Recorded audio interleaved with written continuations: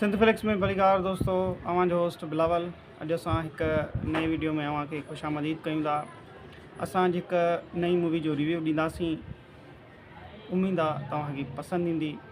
असां तव्हांखे रिक्वेस्ट कंदासीं असांखे सब्सक्राइब, लाइक ऐं कमेंट कयो जी।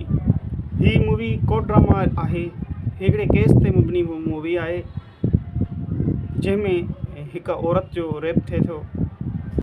दोस्तों, रेप, बलात्कार,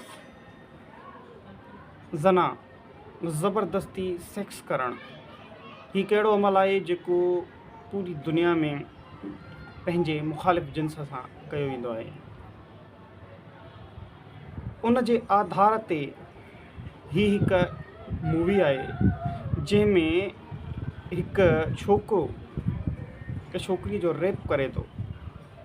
बदकिस्मती सां उहा छोकिरी पंहिंजे रेपिस्ट खे पाण सां ज़्यादती कंदड़ जो चहिरो नथी ॾिसी सघे, छो जो हू अंधी आहे।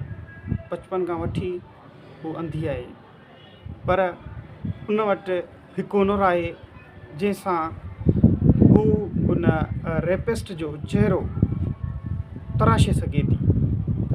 हू हिकु कलाकार आहे, आर्टिस्ट आहे, मूर्ति तराशींदड़ जो हुनुरु आहे हुन वटि।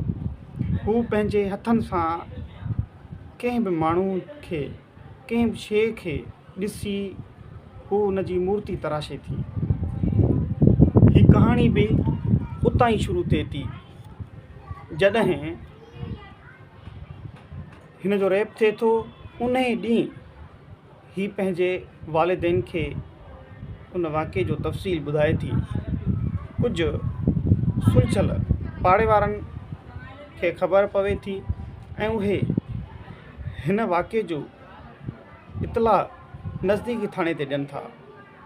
जॾहिं थाणे वारा पहुचनि था त हू उन छोकिरीअ जे स्टेटमेंट सां गॾोगॾु उन्हनि खे हिकु मूर्ति बि मिले थी जंहिंमें पंहिंजे रेपिस्ट जो हुन चहिरो तराशियो आहे।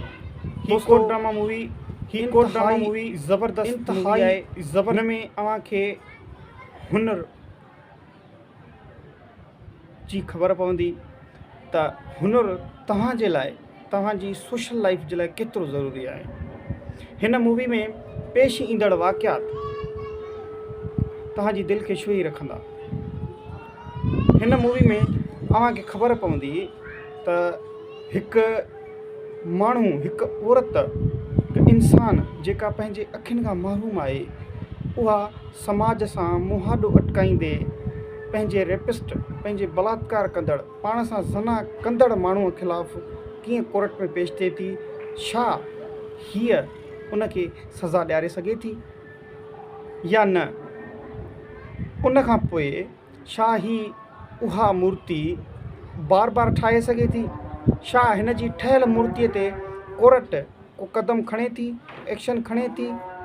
इन सॼे पस मंज़र खे ॾिसण जे लाइ, इन सॼे पस मंज़र खे सम्झण जे लाइ तव्हांखे ही मूवी ॾिसणी पवंदी।